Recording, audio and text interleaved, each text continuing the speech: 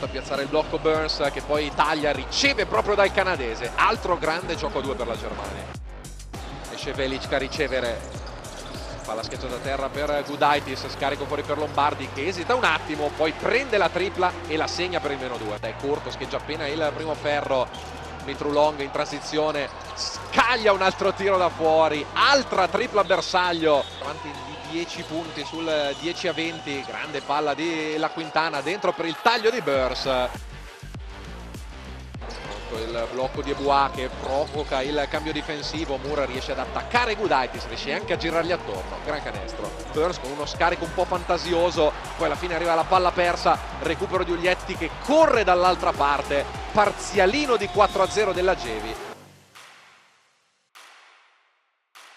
Burns vorrebbe andare da Mitrulong, altra palla persa per Brescia, adesso iniziano a diventare davvero tante. Uglietti in angolo per Velicka con tanti metri.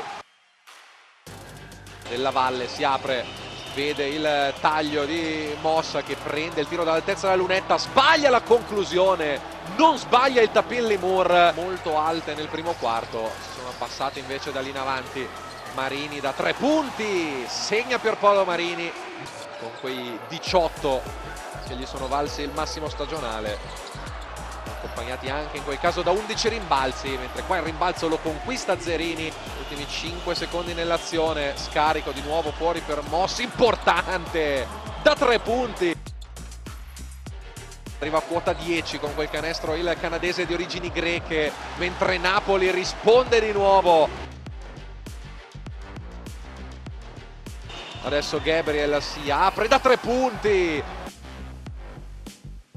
Adesso La Quintana si vede strappare il pallone, lo ritrova Moore, deve tirare La Quintana sulla sirena! Coniglio dal cilindro! Tutti i giocatori a cercarsi, qua quasi una palla recuperata ancora di Petruccelli, la difesa proprio che è cambiata per Brescia adesso. Dai e vai tra Moore e Gabriel, 9-0 il parziale, più 9 Brescia.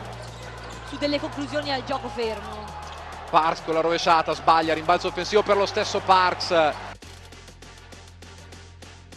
Rich per Parks, ha una nuova chance Napoli, sbaglia la tripla Parks, sbaglia il tap-in McDuffie, rimbalzo offensivo di Marini che alla fine riesce ad appoggiarsi al vetro, -4. Azione di Rich, scarico in angolo, da 3 punti, sbaglia il tiro, rimbalzo di Marini che prova a farsi largo, sbaglia anche lui e alla fine non perde neanche questa Brescia, arriva la 14ª vittoria in fila della Germania.